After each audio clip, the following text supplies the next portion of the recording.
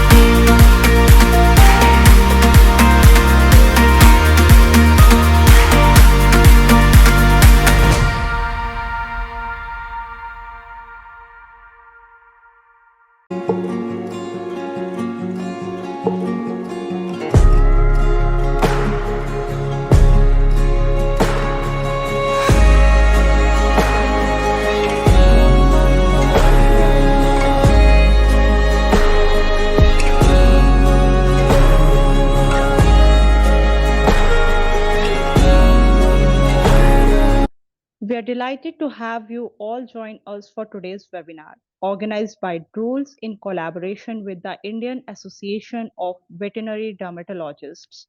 Thank you all for taking the time to attend this session. To begin, we have Dr. B. Nagarajan, President of IAVD, along with the IAVD team to walk us through the session's objectives and deliver the welcome address.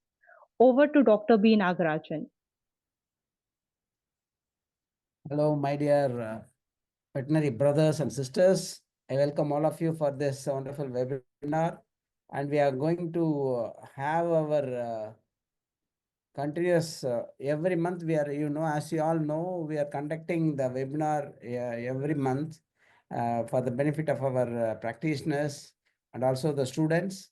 So it is very interesting to note that each and every one of you are coming with a great interest and attending the webinar, and also you can follow it up with the queries and questions. Even if the time is not there, we can communicate directly with us so that we can give a better idea about the disease and its management. So that is what we are doing regularly. Apart from that, we are going to have our Indian Congress on Veterinary Dermatology 5th Congress at Kolkata. That is from 4th June to 6th June, we are going to have it. Still, venue is not fixed. So once it is fixed, I will inform you about that. You reserve your date in June 4th to 6th for our Congress, which is going to be a most expected one. And we know very well this mite infestation is a very common problem in our practice, particularly in small animal practice. So even though we have got a lot of ideas and other things, we have got recent updates, and we should know how to approach it properly and how to treat it properly. So we thought of going for a topic with the webinar, and I appreciate our Dr. Karthika, Assistant Professor, Veterinary Medicine Department from Orathanadu, who is going to give the lecture on this. So she is an expert in this. So I request all of you to listen carefully, and whatever query you want, you can just type it in the chat box so that we will try to solve your queries. And I appreciate the knowledge partner Drools for a long journey with us. Thank you very much. So I'll request our Drools team to introduce our speaker. Thank you. Yes, thank you so much, Dr. Nagarajan. Before we start, I would like to request everyone to please fill out the form in the comments box to receive your certificates. And now it's time to introduce our esteemed speaker, Dr. K. Karthika. Dr. K. Karthika is currently an assistant professor in the Department of Veterinary Medicine at the Veterinary College and Research Institute Orathanadu under Tanuvas. A gold medalist from Pondicherry University, she has worked as an agricultural research scientist at ICAR-IVRI, Bareilly. With over 47 research papers, book chapters, and awards to her credit, she also holds a PG diploma in veterinary endoscopy. So now we hand it over to Dr. K. Karthika for her expert insights. A very good evening to one and all. First of all, I would like to thank Dr. Nagarajan sir, IAVD, and Drools for giving me this wonderful opportunity to deliver a lecture on mite infestation in pets, challenges and treatment approaches. So, as we all know, the mites are microscopic, and it has been a persistent and hidden challenge for the veterinarians, pet parents, as well as for the pets. So today, we are going to uncover the microscopic troublemakers and understand their stunning survival tricks and learn how to outsmart them for good health and happy tails. So let's move on to the subject. It's a very interesting subject, so you can ask me any queries at the end. So to start with, there are common mite infestations that is occurring in pets are many. So common ones we can classify as burrowing mite and non-burrowing mite, among which we know that burrowing mite means it burrows deep inside the skin and it is going to cause intense pruritus, and it is be highly contagious because of the burrowing nature, and it is when it is in contact with other animal, it is going to cause the disease to the other animals also. So the species that is going to affect the dogs is that Sarcoptes scabiei or canis, and if it is a rabbit, it is Cuniculi. And another burrowing mite is the notidric mange in case of the cat. We'll discuss in detail about each. First, I'll give a common gist about each mite. So notidric mange, which is caused by Notidris cati, so which is causing the feline scabies. Especially we say it as the face mange, which is going to affect the face, especially the head, ears, and the neck region, and it is also highly contagious disease. So the other mite, which is we say it is a non-burrowing mite, which means we can easily identify by means of superficial secretions and superficial scrapings, we can identify the mites. That is nothing but autodectic mange. The name itself clearly says it is present in the ear, but always we cannot expect in the ear. So it may spread to the other parts of the body also. So which is caused by otodectus cyanotus mite and primarily affecting the ear canal. So other very important mite is, which is causing serious problem in the animals, is the demodectic mange. So as you all know, it is a normal microflora or the commensal of the body, but which when it is present in low numbers in healthy animal, it is not going to cause any disease. But when the animal is compromised with the immune system, then automatically this disease will flare up and it is producing a serious infection. So what is the main difference between the sarcoptic and demodectic means? The sarcoptic mite will burrow deep inside the stratum corneum, where you need a superficial scraping which involves the stratum corneum. Whereas in case of demodectic mite, the location is mainly around the hair follicle as well as in the sebaceous gland. So you have to go in for the deep scraping if you want to identify the by means of skin scraping. So definitely either we should go for the hair pluck or we have to go in for the deep scraping. So we may say this is a non-contagious mite. So it doesn't spread from one animal to the other animal. But one exception is that in case of juvenile, especially within first to 72 hours after birth, if the dam is affected, definitely the puppy which is feeding from the dam, and remember, it is not through milk, it is by close contact because of the compromised immune system. It is by means of transmitted from the dam to the puppy and it goes in for the infection. So the common species that is going to affect is the Demodex canis, Sionis, Ingi, and Cornea. So you may wonder, what is the Sionis? We haven't heard before. In 2018, they have described in ear wax of the dog in Japan. So they found this Demodex Sionis species, which is rare. Whereas the other species, we can see it commonly in the animals. We'll discuss that later. So in case of cats, the two different species is Demodex catoi and Demodex gutoi. So catoi is a species similar to that of Demodex canis, but it will be more slender, whereas gutoi. So among Demodex species, the gutoi is a superficial mite because it is going to invade only the stratum corneum. That is the major difference between catoi and gutoi, and it is contagious. So in case of demodectic mite, there are two exceptions. One is getoid, which is contagious, as well as in juvenile puppies, less than 72 hours after birth, it gets transmitted from the dam to the puppy. And other superficial mite, which is commonly seen in case of pets, is the commonly chiliellosis, which is commonly called as walking dandruff. So this is characterized by the flaky formation or the crust formation, especially on the dorsal region of the body. So it is a very visible mite. We can even see it by the naked eye. How to see? I'll just tell you. So the species that is commonly affected is Chilotella blacki in cat, Yasguri in dogs, and Parasitivorex in rabbits. And this is also zoonotic, and it is going to affect the human beings, those who are going to have the pets which is affected with Chilotella. So we have to be very, very careful. And other mite that is non-contagious is trombiculosis, which is commonly called as Shiga mite. So which is caused by Neutrombiculo autumnalis and Neutrombiculo alfredijacsi. So this is common in Europe and America, but you may wonder, so the mite that is caused, which is present in the rodent, that is Leptotrombidium, which is belonging to the Trombiculidae family, it is going to cause a severe disease in case of human. That is nothing but the recent outbreak also you would have heard as scrub typhus. So which is an intermediate host, which is going to cause Orisha Susugamushi, caused by Orisha Susugamushi, and which causes a serious problem. Initially, it will be seen only from the seasonal development will be there, especially it is present in the detritus, the organic waste. So those who are working in the field, so plants and animal waste. So if they are there, if accidentally, if they have been bitten by that mite, the Eshka formation will be there, dark blackish color formation, and which will lead to scrub typhus, and the cause of death will be acute respiratory distress syndrome. So moving on to the main subject, that is mange. As far as the mange is concerned, the first thing that comes to our mind is only the pets, that is dog, cat, which is being affected with red color appearance, and then which is having a erythema or excoriation or crust or scaly formation will be there, and intense pruritus. But it is not the case. Sometimes asymptomatic carriers also present.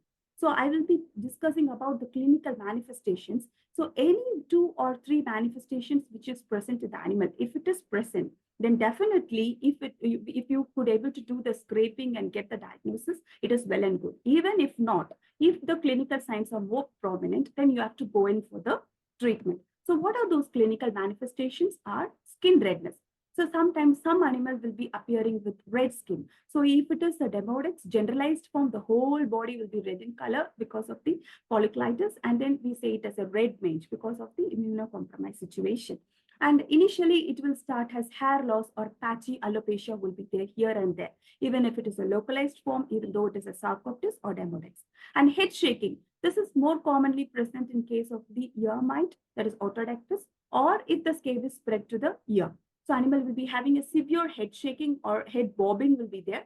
And remember, skin infections. So whether it is a fungal infection, parasitic infection, or mite infection, or ectoparasite, whatever it may be, but always remember there is a possibility of skin infection.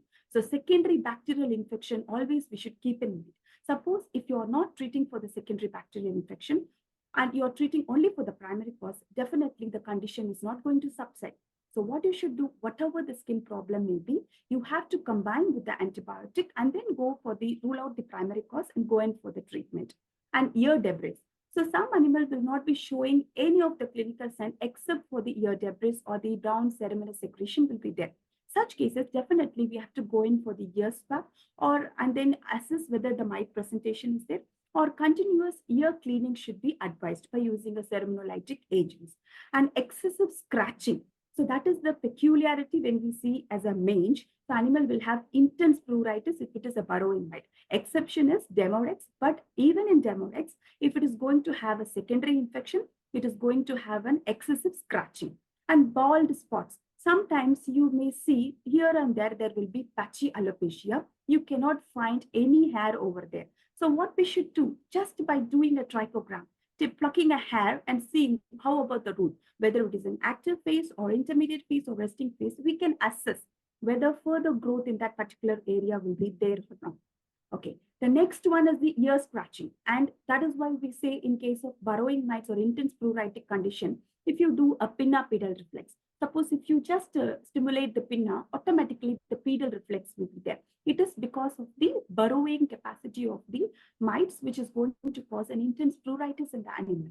And sometimes due to the secondary bacterial infection, we may also have a bad odor from the animal. And animal may also have, other than scratching and pruritus, it is going to have an excessive licking. Suppose if it is chalicalosis, it is going to have an excessive crust and scaly formation on the dorsal region of the animal. So intense itching will be there, waxy ear discharge. So papillocrustic yellow color crusty lesions can be appreciated. And not only this, because of the inflammation of the ear, sometimes because of continuous scratching, it will also have oral hematoma, which is nothing but due to scratching, the minor rupture of the blood vessels will lead to oral hematoma. So this kind of 15 clinical manifestations we cannot appreciate in the same animal. So it may vary depending upon the animal's immunity and the conditions. So at least 2 or 3 combinedly, if you see, then we should go on for the diagnostic test and rule out whether it is a mite or not. If we leave it at the initial phase, we may think it is an allergic skin disease and go in for the corticosteroid, which is contraindicated in case of mites. Okay, so moving on to the sarcoptic mite, to say whether it is like where it is going to burrow, first we need to know about the structure of the skin.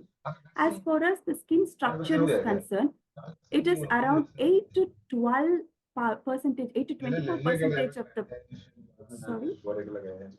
So 8 to 24% of the body weight is covered with the skin, which is the largest part. And then the dog have the thicker skin compared to the dog, the cat. And it is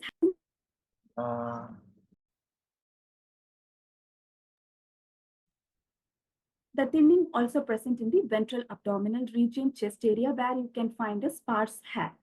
So we can divide this skin into epidermis, dermis, and fat layer. So in the epidermis, what all we can see, the outermost covering is the stratum corneum and the innermost layer is the stratum basale. So why I'm stressing upon the stratum corneum is that the sarcoptic mite is going to burrow deep inside the stratum corneum. So while we are taking this sampling, definitely we should include the stratum keratin layer, then only we will be getting the positive result. Otherwise, the negative scraping are more common in case of the sarcoptes. And dermis is the next layer which is present after epidermis. So here we can appreciate blood vessels, sweat gland, sebaceous gland, and hair follicle. So remember the life cycle of the demodex. You can find the demodex mite around the hair follicle and also in the sebaceous gland. So here, so always you have to take a deeper scraping in case of demodex as it is present in the dermis layer. If you're taking only the superficial scraping, you will not be involving the hair follicle. So definitely we will be getting a negative scraping only. So what we should do, either we should take the hair pluck wherever the deep scraping is not possible, or we have to go in for the deeper scraping. The third most layer is the fat layer, hypodermis. So it is consisting of blood vessels as well as the fat and the connective tissue. So in between the epidermis and dermis, there is a basement layer. So while we are doing a skin biopsy, suppose if there is a change in the basement layer, that is a confirmatory that it is having any autoimmune disease to rule out from the particular mite infestation. So as far as the life cycle of the sarcoptes mite is concerned, as I've discussed earlier, it is a burrowing mite. The life cycle takes almost less than 3 weeks only, and it is going to have egg, larvae, nymph, and adult. So larvae, always there will be three pairs of legs, whereas nymph and adult will be with 4 pairs of the legs. And nymph will be comparatively smaller. And as I said, this sarcoptes is the female mite, especially it is going to burrow deep inside the skin, that is the stratum corneum, and starts to lay eggs, and the debris of the mite also can be appreciated. So this looks almost like a tunnel. The serpentine tunnel can be appreciated. So why I'm stressing upon this, not only for sampling, sometimes even when we get a negative scraping, we should go on for the multiple scrapings or a non-invasive diagnostic technique like dermoscope, which is highly helpful to appreciate this mite gallery unit. So this mite egg, and debris, together we say it as the mite gallery unit that can be easily appreciated by means of the dermatoscope, or with the magnifying lens, we can appreciate this. So that serpentine type of structures can be appreciated on the skin. This is one important thing. And what are the location the lesion starts is that mostly from the ventral abdomen, chest, elbow, hock region, as well as in the ear and the mouth. Then it spreads. Suppose if you are not treating at this space, then it spreads throughout the body. We say it as the generalized infection. So here you can see a dog with here and there some localized lesions. We never think this is the sarcoptic mange because the animal was not having pruritus, and then because the lesions and the clinical signs vary from animal to animal. So it was having a darkish, the color change was there, some skin thickening, the hyperkeratinization was appreciated. But one of the strong thought what we got is that we were asking about the history, and the owner said the infection spread to him also. He was also having a severe pruritus. Sometimes if you go accidentally, if the dog has been treated with corticosteroid, this masks the clinical symptoms. The pruritus definitely will not be there. So we say this condition as the crusted scabies, only the crust formation or Norwegian scabies. So such condition, the clinical symptoms completely been masked. Only if you think, okay, we can rule it. That's why whatever the animal presented to you with skin problem, the primary test, like either coat brushing or tape impression, or go in for the superficial and deep scraping to rule out whether mite is present, so that we can treat as early as possible and can save the skin of the animal also. So this sarcoptes was found in this particular animal, and we could able to treat and advise the owner also to get treated for this particular mite infestation. And one important thing, as I said, it is highly contagious when the animal was kept in close contact. So it depends upon the individual immunity also. One animal may be having a severe manifestation, the other one may be slight manifestation will be there. So direct contact by means of close contact, or indirect by means of either using the same comb or blanket or towels, the infection spreads from one animal to the other animal. So the treatment is warranted for both the animals to prevent further spread of the infection.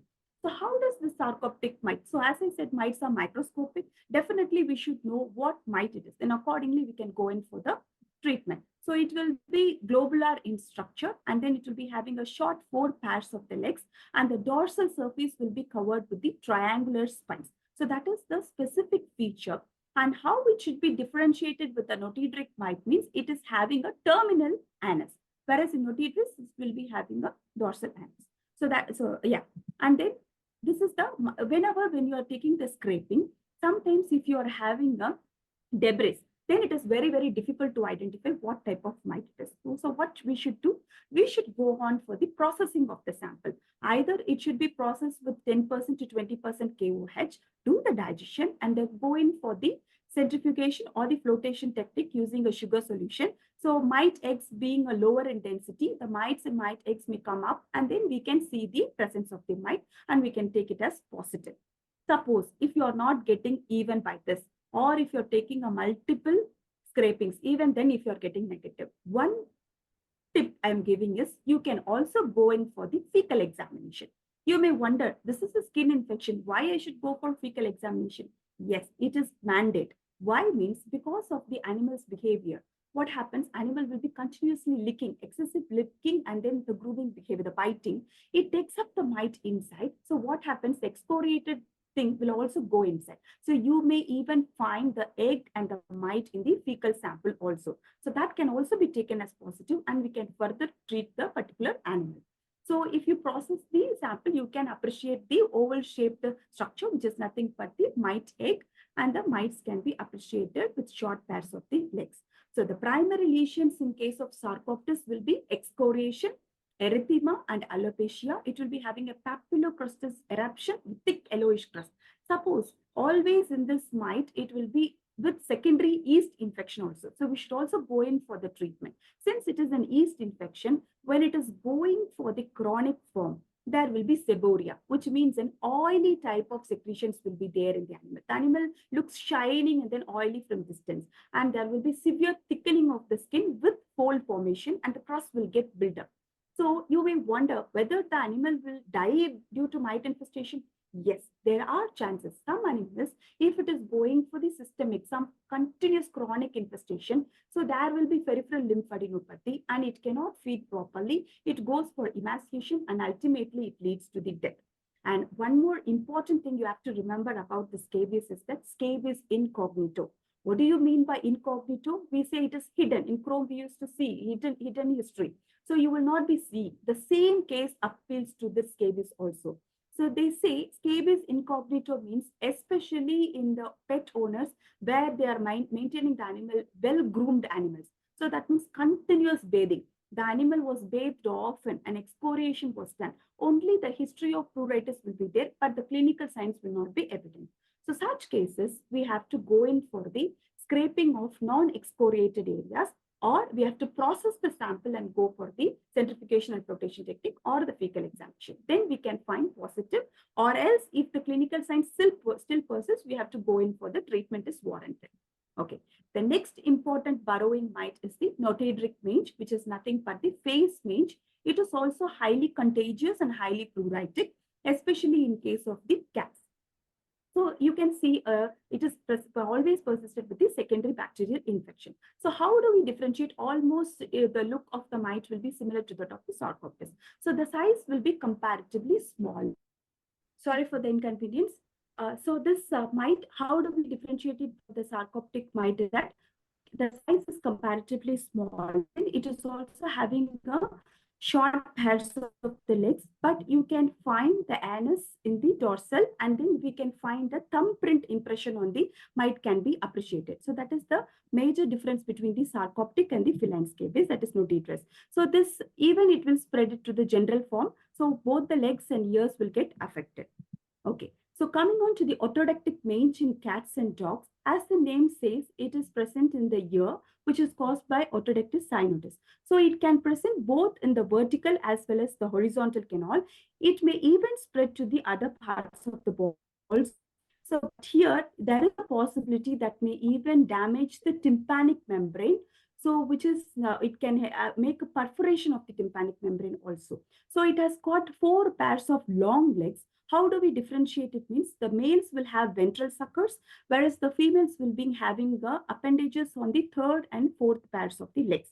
So here it will have a brown ceruminous type of secretions from the ear. So this type of secretion, if you are just collecting and then seeing it under the microscope, you will be appreciating. And as I was mentioning earlier, we can also see it visibly. How we can see the mite visibly? You were saying it is microscopic. Yes. How is it possible? Means we have to take the debris and keep it under a dark background, and using the sunlight or the bright light, using a magnifying lens, if we see, we could appreciate the debris were slightly moving. If it is the case, then it is positive for the mite, and we can confirm it by means of microscopic examination. So wherever the microscope is not there, we can go in for this type of examination method. Okay, so these are the mites which with the long pairs of the legs, and the very much clinical sign that is appreciated in otodactys is that head shaking, because that is causing a continuous ear scratching, so that severe pruritus and ear drooping will be there. Sometimes it may turn to suppurative, so bad odor can be appreciated from the ear also. So the other very important mite, which is a cheletiosis, also called as walking dandruff, and it is zoonotic. So it spreads to the human beings also, which lives on the surface of the epidermis, which is superficial. So you need not go for the scraping. Just by means of the tape impression, we can take the mite and examine it under the microscope.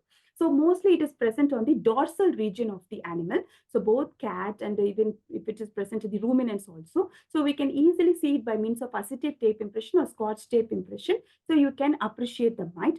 The entire life cycle, that is 3 weeks, will be spent on the host only. If it is a cat, it is also going to cause a generalized miliary dermatitis. And here also asymptomatic carriers exist, where the mites are well groomed, as well as if the area is more prone for the flea infestation. So they may think this could be because of the flea, because of the dorsal region, vertebral column. So they will be treating it with the regular acaricydes. In such cases, the condition will not be very prominent. So it is very, very difficult to find the egg if the animals were bathed often. So the dorsal distribution is very common. So how do we differentiate the mite with microscopically? Means the mouth part will be with the claws. So that is why it is causing an intense pruritus. Okay, so this is a case which was published by us an article. So it was a rabbit which was having an intense pruritus, and this flaky type of presentation was also appreciated. So we thought it is initially sarcoptes only, but when we did the scraping and the superficial tape method, we could able to appreciate both sarcoptes concurrent with the chalitellosis also. So it was causing a severe infection, but response to therapy was very good. So here we can appreciate the globoid structure of the sarcoptes. Below picture shows you where the arrow mark is pointed. You can see the claw, like hook-like claw mouth part is appreciated. So that is the chalitellosis. So it was responding very well to the ivermectin and benzyl benzoate. Okay, this was another rabbit which was also having a thickening of the ear with ear crust, and even the nose also deformed. So such a high infection was appreciated. So here it was concurrent infection of sarcoptes and soroptes. So next comes the canine demodicosis, which is a very important mite, which is non-contagious, as I was mentioning earlier, only in juvenile, or it is in case of getoy, it is contagious. So it was having a three parts, that is the gnathosome, which is mouth part, podosome is leg part, and ophistosome is the body part. So based upon the structure, we can classify the different species. So the life cycle goes like this: egg, larvae, nymph, and adult, similar to that of the sarcoptes. But the egg, the shape is spindle, or we commonly say it is the lemon seed shape. And in case of larvae, it will be having only 3 pairs of legs, whereas adults will be having 4 pairs of the short legs can be appreciated. So this demodicosis, usually we can classify this as localized juvenile onset of demodicosis and adult onset of generalized demodicosis. So localized means mostly it occurs less than 1 year of age. So such cases, only 2 or 4 patches can be appreciated here and there. That is, most of the time it is self-limiting. It cures by itself. Whereas in case of juvenile onset of generalized demodicosis, where the immunity is compromised or there is an abnormality in the cell-mediated immune system, so there is an abnormal functioning of the immune system, such cases, it turns out to be an generalized, and which is also accompanied with the secondary infection. So such cases, we can have, definitely the treatment should be given. So usually we will be starting it is, as I said, it is present in the hair follicle. So definitely we should go in for the deeper scraping here. And the third classification is the adult onset of generalized demodicosis, which appears more than 3 years of age. So if there is an immunocompromised situation in the adult, like neoplasm or any other stressful condition, that time this will get flared up. So though it is a normal microflora, when the immunity comes down, automatically this flares up and produces a clinical sign. So once the clinical signs are appreciated, definitely the treatment should be given. Otherwise, if it is less than 1 year age, it is self-limiting. So what is the location that is present in case of the Demodex mite is that mostly the patchy type of lesion, especially periorbital, around the lips and elbow and hock region, and here and there we can appreciate the patches. So this is a case presented to us, and mostly the complications in case of demodicosis is that folliculitis or cellulitis will be there. Since it is going to invade the follicle, the full life cycle, 80 to 35 days, will be inside the follicle and in the sebaceous gland. So even we can squeeze the lesion and take the discharge for identification, or we can take the hair plug wherever deep scraping is not possible, like especially around the eyes or in the interdigital region. So we can go in for the hair plug and go for the diagnosis, and it is present around the lips. So this more or less mimics the mucocutaneous junction. If it is there, we may think it is because of the autoimmune disease also. I will tell you like how we should differentiate it from the autoimmune disease in the future slides. Okay. So this is to differentiate. How to differentiate it with sarcoptic demodex is very clear. It will have, sarcoptes will have intense pruritus and it is going to burrow deep inside the stratum corneum only. Whereas the demodex, it is going to present inside the hair follicle. So that's why when we are treating, we should also include the follicular flushing agent like benzyl peroxide, which is going to flush the follicle. So the mites will come out. Later, we have to apply the acaricide on the top of the skin so that we can kill the mite. Suppose if you're using only the acaricide, the mite is not going to die. It is going to safely present inside the follicle itself. So first follicular flushing agent followed by the acaricide is best for the demodectic mite.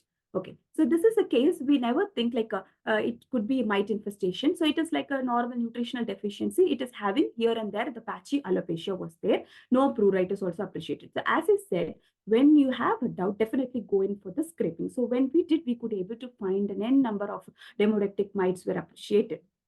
So even we could able to find a mite egg that was spindle shaped. Rarely we used to find, and we also found that, and then we could able to see the Demodex mite. So even some of the animal will show a moth-eaten appearance of the animal.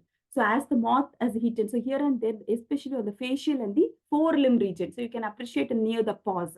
So that's why pododemodicosis, or sometimes in a chronic form, it will be turning into a pyodemodicosis formation along with the pus formation. You can appreciate.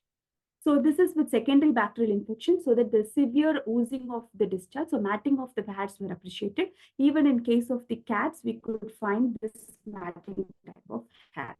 So this is a cat with severe demodectic infestation with secondary bacterial infection. So always go in for the antibiotic and then treat for the demodex. So the other common species that is present in the pets is that Demodex ingi and Demodex corneae. How do we differentiate it? Is that in case of Canis, comparatively the ingi will have the long, slender body. So compared to the gnathosome and podosome, the ophistosome will be slightly elongated. Whereas in case of cornea, it will have a stumpy appearance.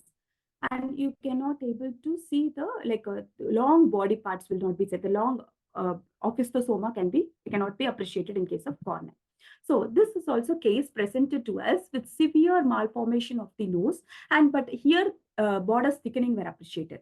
So initially we were thinking this is some tumor or neoplastic condition.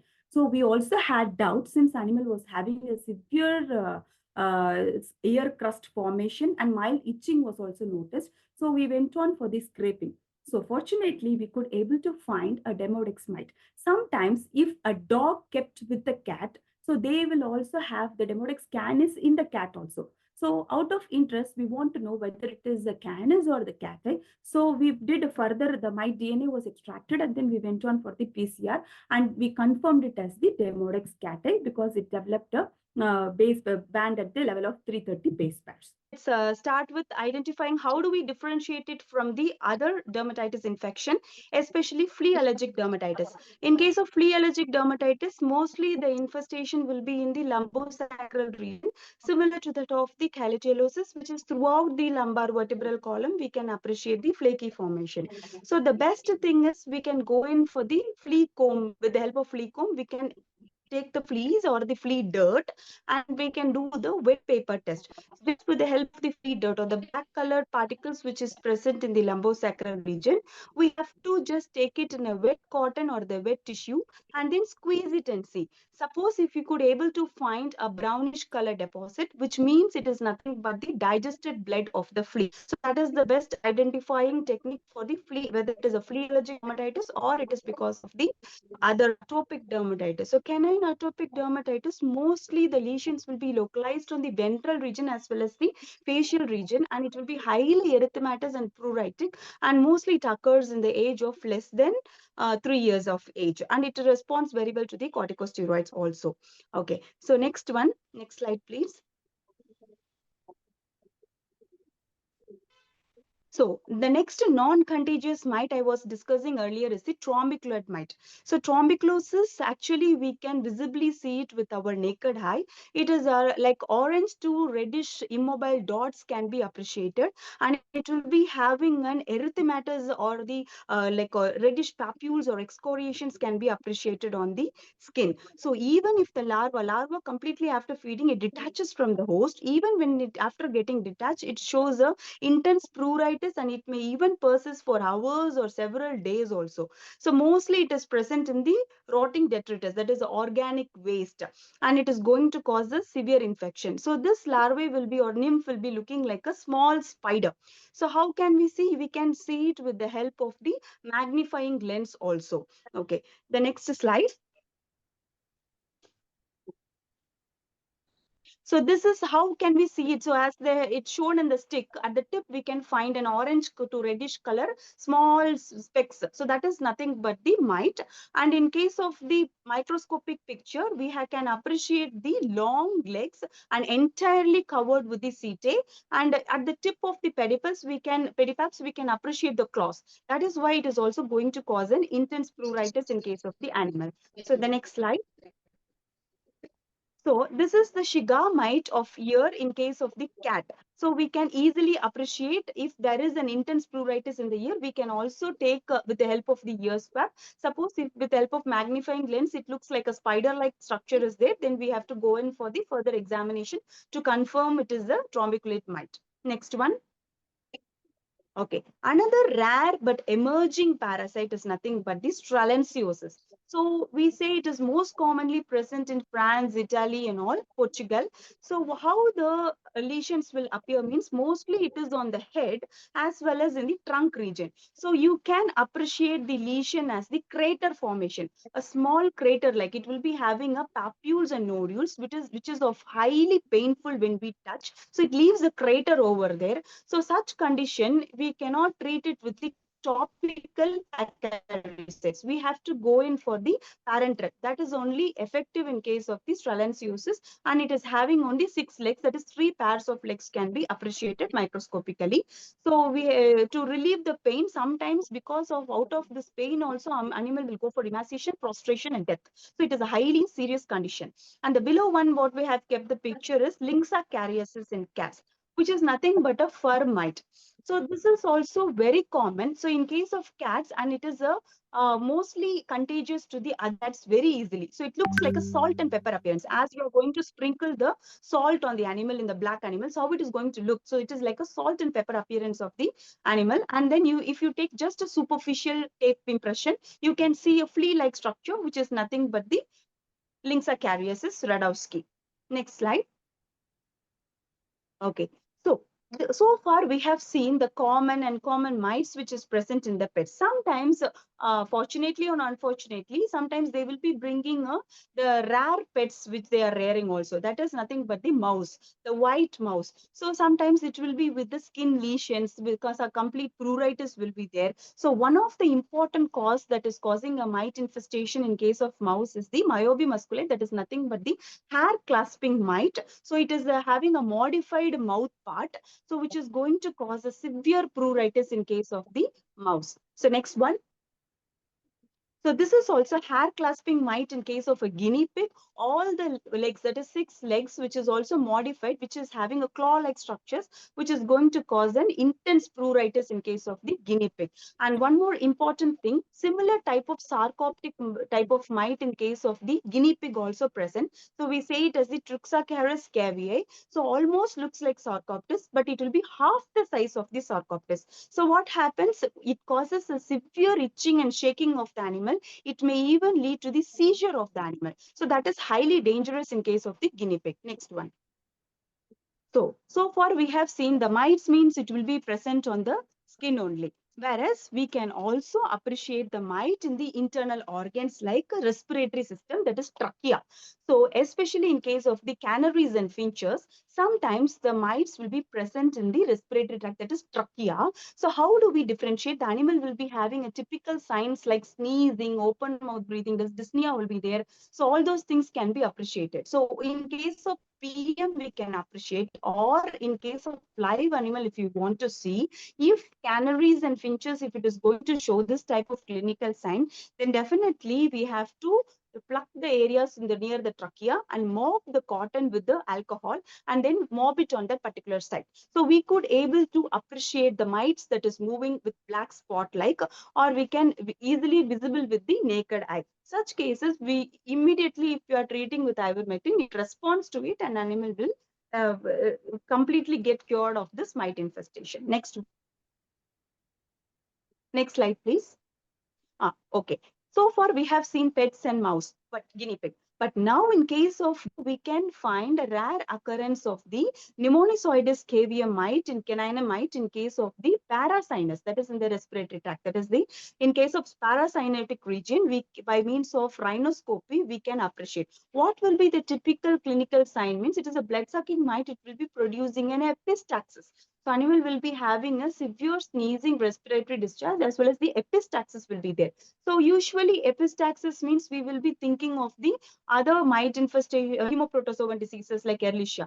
But here we should also think of one of the differential diagnosis if there is an epistaxis. So this looks like a pearl-like appearance. On illumination, it will be producing, it gets illuminated, and that white color pearl-like appearance, that is the mite which is present in the paranasal sinus, and it also very well respond to the therapy. Next one. So this was also a case presented to us and we published as an article. So budgies are more commonly affected with nematococcus. So mostly we say it as the scaly face or the scaly egg. It is going to cause the crusty lesions on the beak as well as on the limb. It is called as depluming itch, mutants and pili. So it is comparatively, the size is very small but globular in structure and short pair of 4 legs. But each leg will be presented with the claws. That is the reason it's pruritus in case of the budgies. Next one. Next slide, please. Okay, so coming on to the diagnosis, so far we have seen the clinical signs, but how to diagnose a case? So as I said earlier, the primary diagnostic techniques should be involving a coat brushing, as well as we have to go in for the superficial or tape impression and deep scraping methods to ultimately diagnose the mite infestation. And other than this, you can also go for the otoscopic and ear swab examination in case of otodactylus mite, and microscopic examination to rule out which type of mite it is present. And as I was mentioning earlier, examination by means of processing the sample. And skin biopsy is also a very important technique so that we can usually rule out from the autoimmune disease. The basement membrane can be appreciated. If there is a presence of acantholytic cells, we can say it is an autoimmune disease. And also we can differentiate it from the mite by means of presence of mite and mite eggs in the stratum corneum. And serological tests like ELISA, the specific antibodies against a specific antigen of the mite can be appreciated. And we can also do the PCR with the help of the mite DNA, but many times it gives you a false negative result. The proper and dermatoscope and entodermoscopy is an advanced diagnostic technique. So in case of dermatoscope, we have a with a light with that of magnifying lens. So you can actually look into the mite gallery unit. As I was mentioning, it is the mite debris, that is Dracoraceous bullets, as well as the mite eggs can be appreciated. It will be in the form of, as the arrow mark shows, it will be in the form of a serpentine tunnels are created. So actually the mites will be present deep inside the stratum corneum. So next slide. So the next very important diagnosis is, as I was mentioning, trichogram. So what does the trichogram means? Just by means of the hair plug. Next slide. So in the hair plug, you can see the anagen telogen phase. So anagen will be having a bulb-like structure at the end, which is an actively growing phase. That means the hair growth is possible. And catagen phase, it is a transition phase between an anagen and telogen. So it is going in for the telogen phase. So the shedding of the hair and again regrowth of the hair. If there is a regrowth, again the anagen phase will be continuing. Suppose if there is no regrowth, it will take around 5 to 6 weeks for this cycle to happen. So what you should do, suppose if you want to keep a check on a particular animal, you have every time when they visit to a clinic, you have to go check the root, whether it is in anagen, telogen or catagen phase. Suppose if it is in the telogen phase, again ask them to come regularly and check in for whether it is proceeding into the anagen. Going on for the treatment, so usually we will be going in for the macrocyclic lactones like ivermectins, like ivermectin, selamectin and all. So actually this ivermectin, commonly we are using it at the dose rate of 0.2 mg per kg body weight subcutaneously.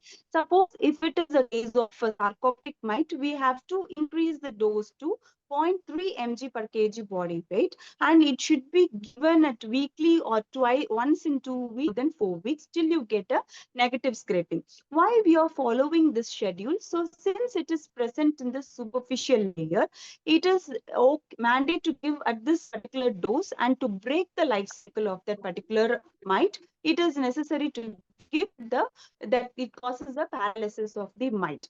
So what happens actually, the mechanism is it is going to selectively bind to the glutamate gated chloride channels. So there will be too much influx of chloride ions will be there. So hyperpolarization. It is more specific to only arthropods, and it is going to paralysis of the mite and ticks. So further, if any other mite is going to feed on the animal, so the drug will be delivered to the mite and then it is going to cause paralysis. Whereas it will be having a shorter half-life, but the newer drugs advanced, which I'll show it in the future slides. So that is having an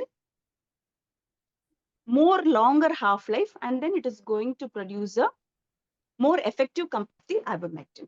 So here in case of Demodex, we can go in for the treatment schedule like 0.4 to 0.6 mg, that is 400 microgram to 600 microgram per kg body weight subcutaneously, and it should be given every day because it is present, the mites are present deep inside the follicle, and it is going to cause the disease more severe. So what happens, the penetration, for the drug penetration, we have to increase the dose, and it should be given in the daily dose to remove the complete breeding mechanism or the mature stages of the mite. To break down the life cycle, it should be given on the daily dose. And followed by that, there are topical drugs like milbemycin and selamectin, which is used at the dose rate of 6 to 12 mg per kg body weight once daily, topically can be applied.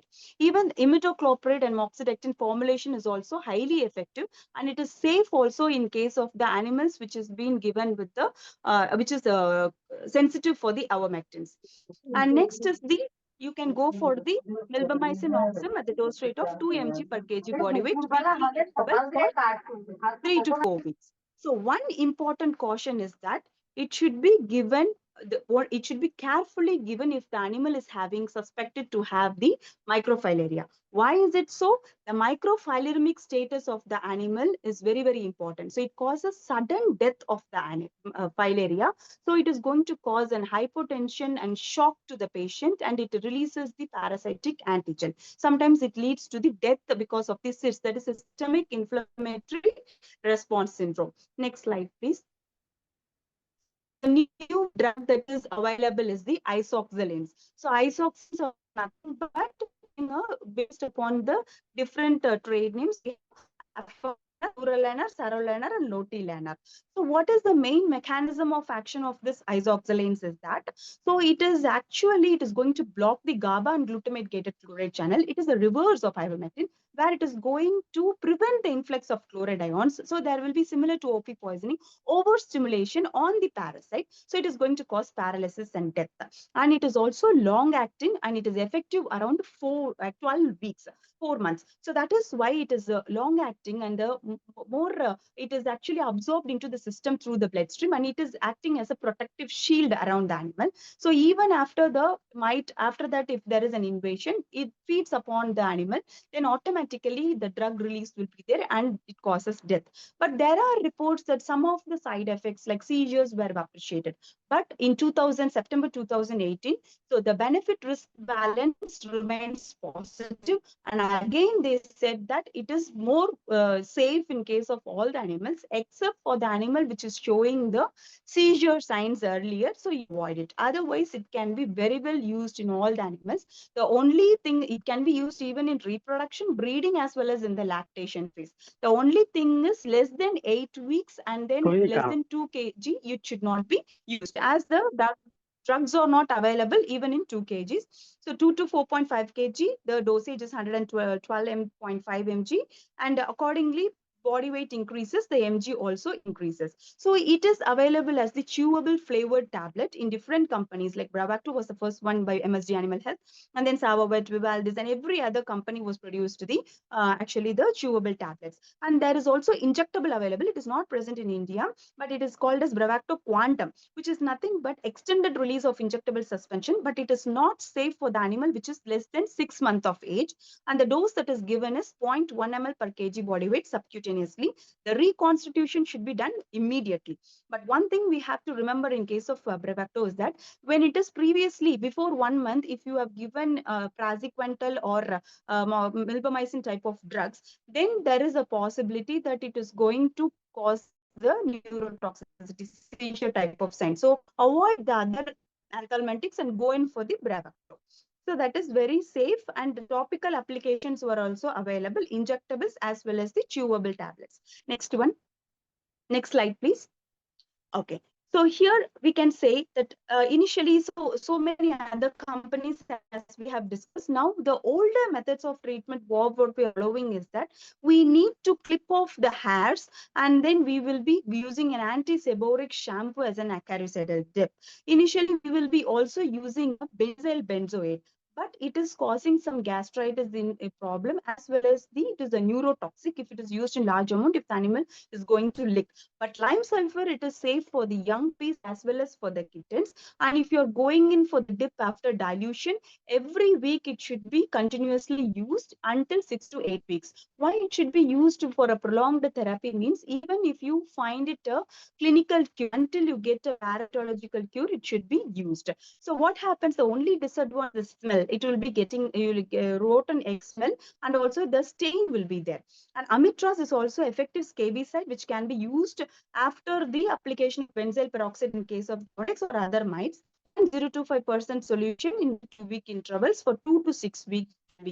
But only complication is that the spermethrin and amitraz are indicated in case of cat, because the glucuronidase oxidase enzyme is absent in case of the cats. So glucuronidation cannot happen in case of cats. So detoxification cannot occur. So even the minimum amount will cause the toxic effect to the animal. So the CNS depression as well as the neurological muscle tremors, and it is highly toxic to the cats. So we can avoid this kind of, even if we, accidentally also, we should not prescribe the dog spot-ons to the cats. So we should be very, very careful.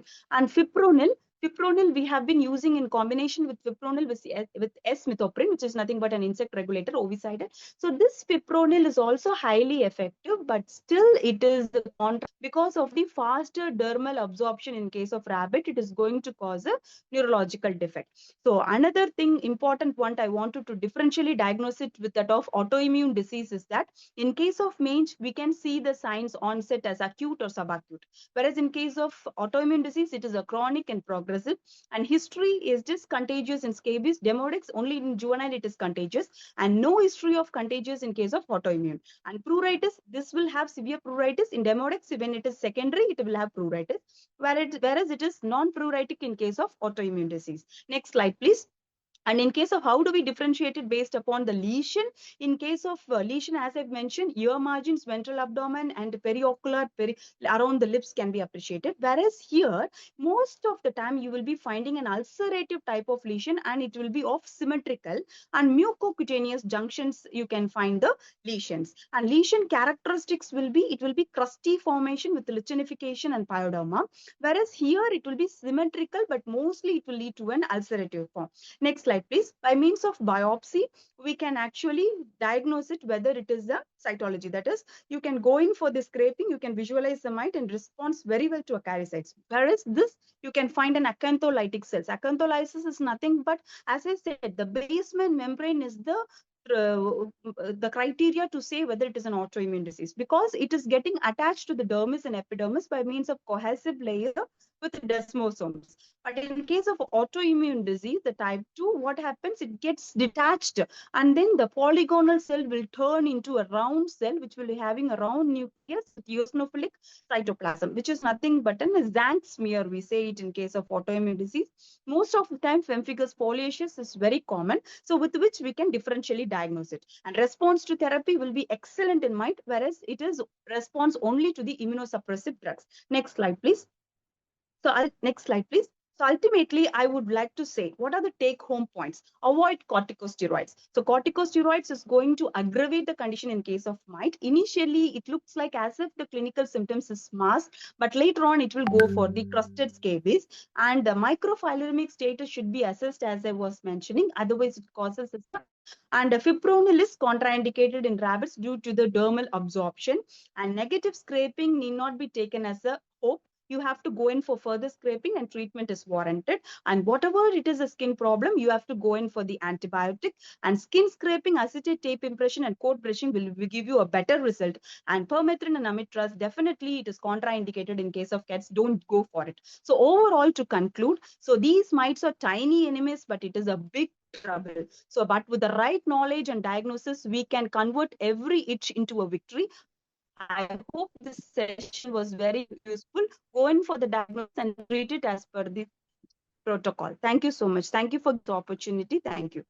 Thank you, Dr. Karthika, for a wonderful, fabulous, Thank you, sir. and it is very good, super presentation. And Thank you have forgotten to tell about the product which is having Drools also having Drools Veterinary Health is having tick flea. That is the tablet which is available, Okay. chewable tablet. That is also having floral liner. Yes, yes. So that floral liner Okay. made by Drools, it is called a tick flea. So that you might have added in that. So somehow it is missed. Okay, no issue. And otherwise, it is Thank very, you. very amazing. And your presentation is so appreciated. Keep doing. Thank you. Thank you, sir. Thank And you. Thank you so Thank much, you Dr. so much. Karthika, Dr. B. Nagarajan. So, Karthika ma'am, Yes, yes. yeah, Karthika ma'am, one question. Yes, sir. yeah. Please wait. We will Ma'am, have this Yes, sir. question. as you saying that Mamitra is contraindicated in cats. Recently, Alembic has Yes, sir. launched a shampoo that is good name as an Mactin AZ that contain amitraz with Yes. ivermectin. So is it contraindicated, ma'am? yeah, it is tend to leak, you know. Actually, The amitraz is so poisonous if it is going to be leaked. So it is better to avoid any benzyl benzoate or even amitraz. If you are going to apply, cats are having tendency to leak and it is highly poisonous. That's why we always advise not to use those things. When you have a better drug, nowadays we have got a fluran or a spot on also. So like that, we have got a large number of, huge number of products, isoxazole group, which is very safe and effective. So even ivermectin is not being used in cat because of the toxicity. So it is better to go for isoxazole group as a spot on that is easily available in the market. So you can follow that. Okay. Okay, thank you, sir. Okay, so thank you, Dr. Karthika, for that thank you. enlightening session. Your Thank expertise and clear explanations provides great value and help our understanding of the topic. So it's time for our interactive Q&A session. If you have any questions for Dr. Karthika or Dr. B. Nagarajan, please drop them in the chat box. And also a gentle reminder to all the participants to please fill out the Google Forms in the comment box to receive your certificates.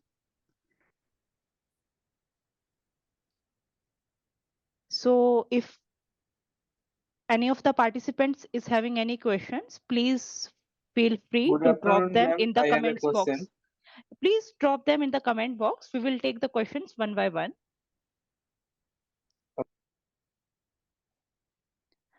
Somebody was asking about the PPT. Actually, even the whole presentation will be uploaded in our YouTube channel. See, you know that we have IAVD is having iavd.org. YouTube channel is there. You can see even the previous presentations also. So you can make use of it. It will be there. So there is one question from Rajesh Babu. He's asking how to rule out microfilaria. Yes, ma'am. Microfilaria, actually, it is peripheral circulation we can appreciate. So we have to go in for the wet film.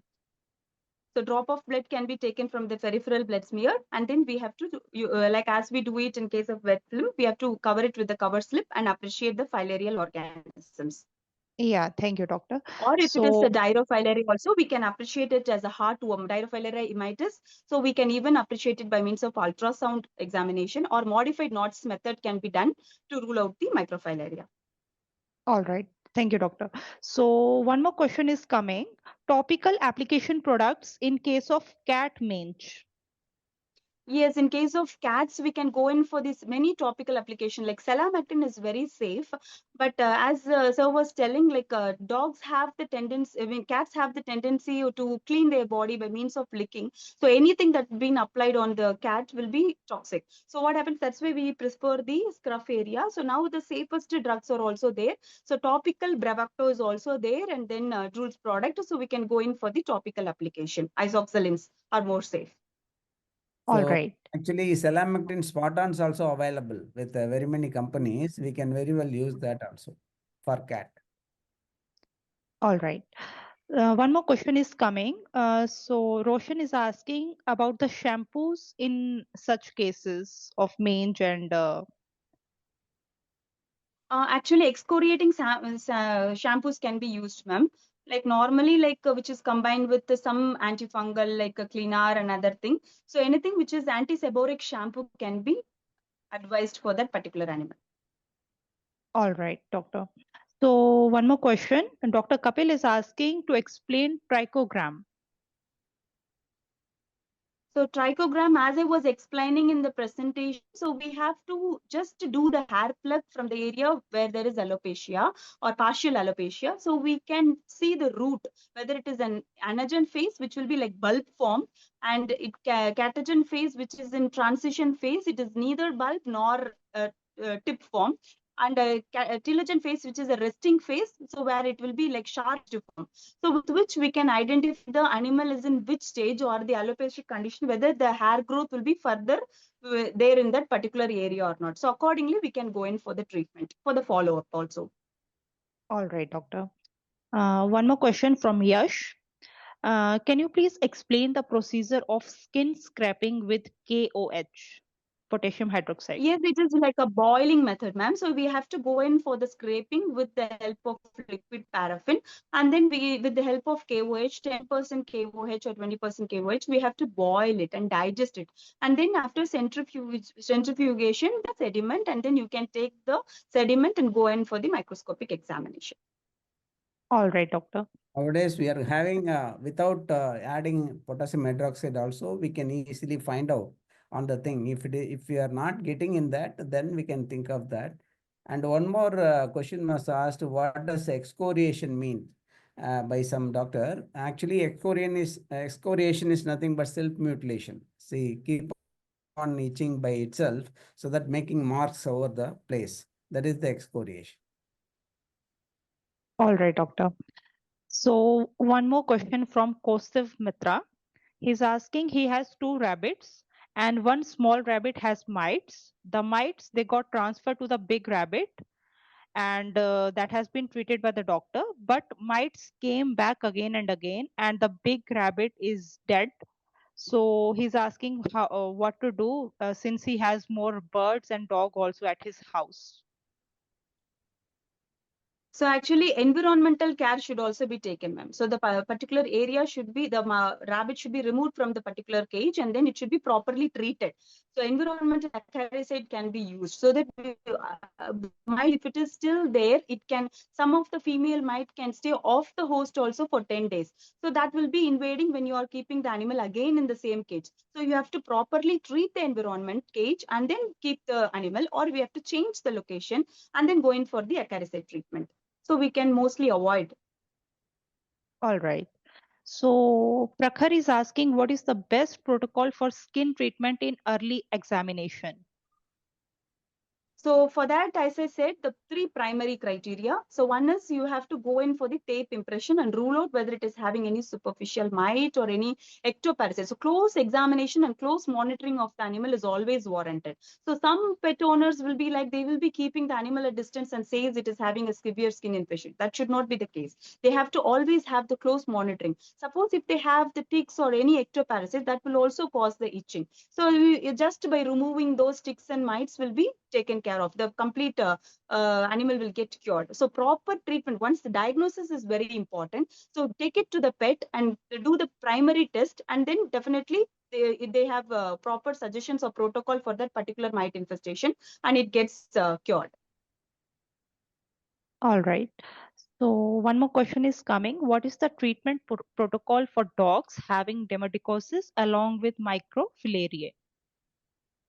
So first treat it for microfilaria and relieve it, and then you should go in for the demodicosis. But in case of microfilaria, I said only the macrocyclic lactones are contraindicated. For demodicosis, you can very well give the fluorolenor. Isoxalanes can be combined with the microfilaria when it is having microfilaria. So microfilaria, you have to treat it and then you have to slowly remove it. The bulk, if it is present, at a stretch, if you're going to give a macrocyclic lactones, it is going to cause the death, and death is mainly because of the parasitic antigen. So hypotension and shock will be there. All right. So Manohar is asking myxomatosis differentiation in rabbits. So actually it is myxomatous differentiation. Usually if you do the scraping in rabbits is very well appreciated. The mites are very well appreciated. So you need not go for at the level of biopsy also. So the clinical signs are more evident, and most of the time the the owners will be bringing it at the when it is having a scale formation. So that time it is easily differentiated with that of myxomatosis. All right. One more question is coming. How we differentiate section in Cushing disease and hypothyroidism with mange? Okay. So this type of clinical signs, usually in hypothyroidism, we can find a symmetrical type of lesions on either side, whereas it is not symmetrical in case of the mange. And in case of hypothyroidism and Cushing's, the intense pruritus will not be there. And the specific appearance of the animal itself will give you the result. Hypothyroidism, barrel-chested appearance, and in Cushing's, it will be having a pot-bellied appearance. And in case of Cushing's, the thinning of the skin will be there, and intense pruritus and all cannot be appreciated. Whereas if such clinical signs you can see, you have to differentiate it with that of the scraping and All blood right. profile also. Okay, so Abhishek is asking ivermectin protocol in Demodex. For how many days it should be continued till skin scraping is negative? This is very good ivermectin question because we can yes, sir. ivermectin can be given as a oral also. Actually, generally we don't go for injection subcutaneously daily because of the painful shot. So generally we follow with the oral medication that is 400 microgram per kg body weight till it have 2 consecutive skin scraping negative. That is showing a best results.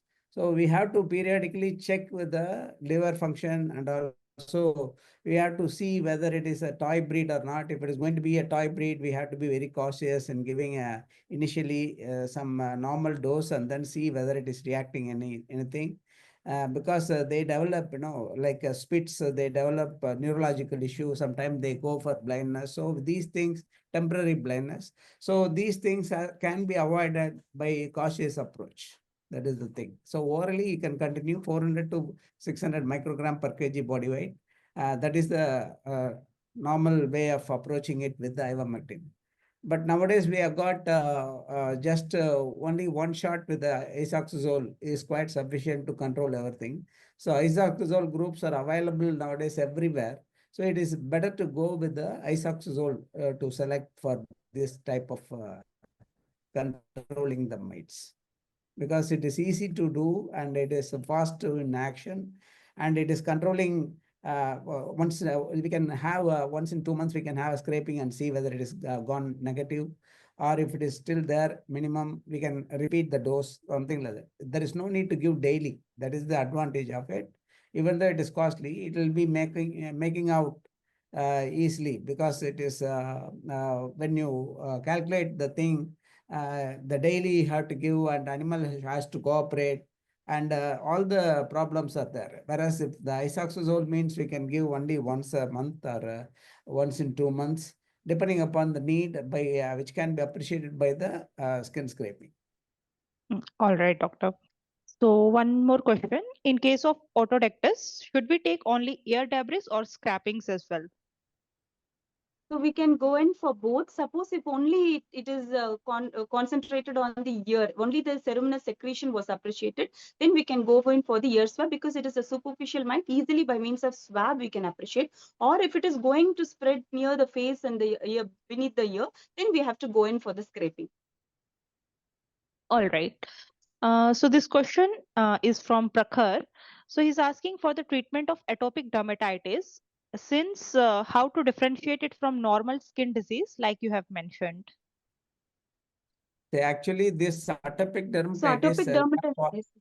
we have to always rule out before going for identifying atopic dermatitis. It is very important to have skin scraping to see whether all the things are that is both sarcoptics and the demodex are negative or not. Because all the time they will be having a ventral distribution. Even in atopic dermatitis, you'll be having a ventral distribution. In both, you'll be having severe itching. So it will mimic like atopy.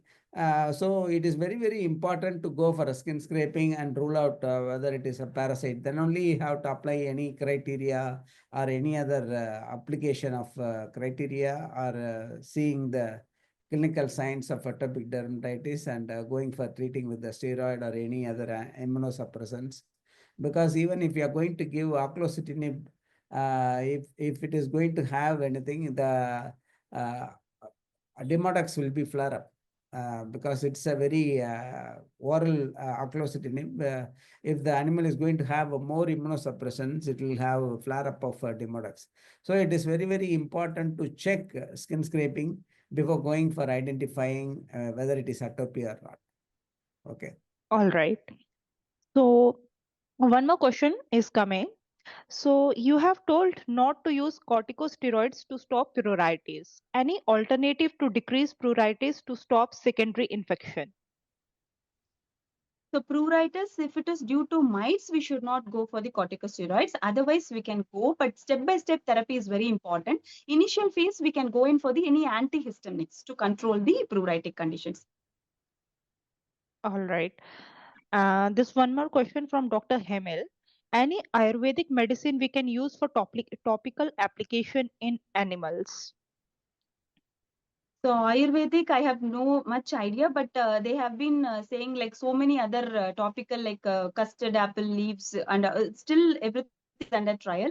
I have no much idea about it. Sir can elaborate if. We have got products in the different companies have brought out like Zero Kit or other thing. So they work for some animals because sometime it may be pregnant, so we may not want to go for allopathic medicines. In those cases, we can use that. And that is also having effect. And we have got various products with various companies. We can very well go for it. Natural Remedies is having, Himalaya is having, this Ayurveda, that Ayurpet is having. So all are having the product which are meant for mites. So you can very well use according to their prescription. According to the direction we can use and see the response. All right, doctor. So one more question. Can you please tell which are the environmental acariciidal agents to clean the floor and surroundings? Even amitraz can be used for cleaning and permethrin type of products in diluted form we can use for the cleaning. So many other trade names are available like Tikil and Beticol. So we can even use benzyl benzoate or bleaching powder can be used as a disinfectant and a cleaning purpose. For sarcoptic, we can even go for hot water. Plain hot water, if you are going to have a very hot water over the floor and wash it off, that will kill the organism. That is also there. All right, doctor. So one more question. How to differentiate skin section in Cushing disease and hypothyroidism with mange? So this we have already discussed, ma'am, as we can mostly appreciate the symmetrical type of lesions.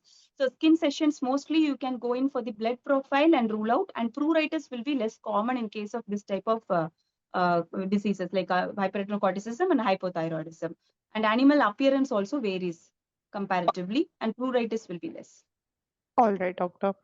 So one more question. A treatment protocol for demodicosis with ivermectin and doramectin or doramectin, frequency and duration of the treatment.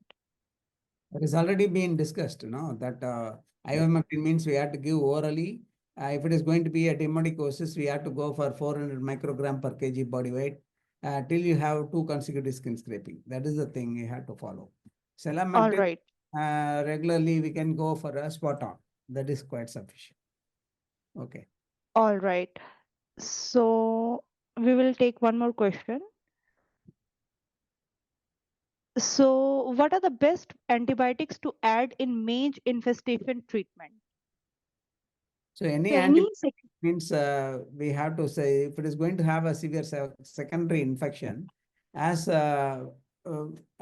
antimicrobial resistance is always there, we have to go for a regular protocol. See, first choice always cephalexin, glendamycin. Like that, we have got a protocol for going for selecting an antibiotic. First choice, second choice, when to go for a second choice. So that we have been discussing with so many webinars. So it is better to go with, start with the cephalexin, 30 microgram per 30 mg per kg body weight. All right, doctor. So this one last question we will take.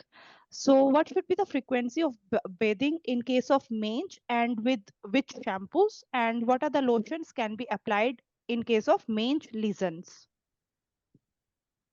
So mostly bathing just for excoriation, like anti-seborrheic shampoo, because when it is going for the chronic form, the oily type of secretions will be appreciated, both in case of Demodex as well as in the sarcoptic type of mange.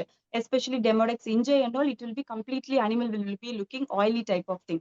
So go for the anti-seborrheic shampoo, and excoriation can be done at even once in 3 days or 4 days. So that actually it masks the clinical symptom. So that is very difficult. But if you could able to see the other clinical signs, definitely, as I was discussing, treatment should be given. So we can go for the keratolytic and keratoplastic type of agents can be used in case of the animals. Excoriating shampoo. All right. Thank you, doctor. So thank you, Dr. Karthika and Dr. B. Nagarajan, for taking time to patiently answer all the questions. So now to conclude, we invite Dr. Usha Pillai, VP of IAVD, to deliver the vote of thanks. Over to Dr. Usha. Am I audible, ma'am? Yes, clearly audible, ma'am. Okay, good evening. A warm good evening to all. I am privileged to offer vote of thanks on behalf of Indian Association of Veterinary Dermatology. We are deeply thankful to our esteemed knowledge partner Drools Pet and their team for their meticulous planning and selfless effort. Express my sincere thanks and gratitude to Dr. B. Nagarajan, President of IAVD, for arranging such a wonderful talk. And also I gave a big congratulations, sir, to receiving Indian Pet Industries Award today. Congratulations, sir. Uh, we are extremely thankful to Dr. Karthika, Assistant Professor, Veterinary College and Research Institute, Orathanadu, for her inspiring and informative talk on mange in elaborate way. Even though we consider it's a very simple topic, but most of the time the differential is very important, like Demodex, Sarcoptes, Soroptes, and the treatment is also very important, because most of the time all the veterinarians or even try to use these corticosteroids as an initial stage to treat itching and all that. But this, as per the Karthika, it is a very good information that you should avoid corticosteroids in the case of mange infestation. And then her willingness to share her expertise in this field has truly enriched this event and has provided us all with the tangible takeaways. On behalf of everyone, I wish her extend a warmful and heartfelt thanks to Dr. Karthika. Finally, Thank you. to all the participants and attendees, your enthusiastic support and presence have made this program a good success. Thank you all very much. Thank you, Dr. Usha. Thank you, ma'am. Yes, so before we wrap up, a gentle reminder to all the participants to fill the forms in the comment box to receive your certificates. Kindly note, only those participants who will fill the forms will receive their participation certificates. And now, thank you all once again for joining us today. We look forward to seeing you all at our future sessions as well. Thank you all. Thank you. Thank you, sir. Thank you, ma'am. Thank you, sir. Thank you. Thank you, everyone. Thank you, ma'am. Thank you, sir.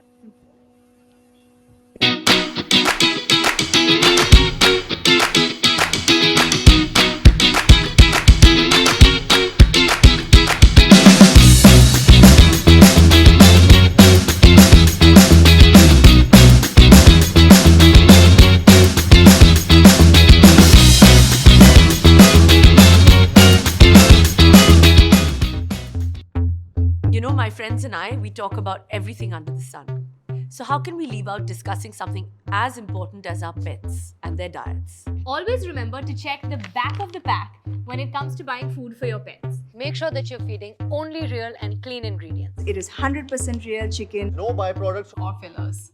All natural, all healthy ingredients. It gives them the best of both, taste and nutrition. Drools. Drools. Drools. Drools. Drools. Drools. Feed real. Fit clean.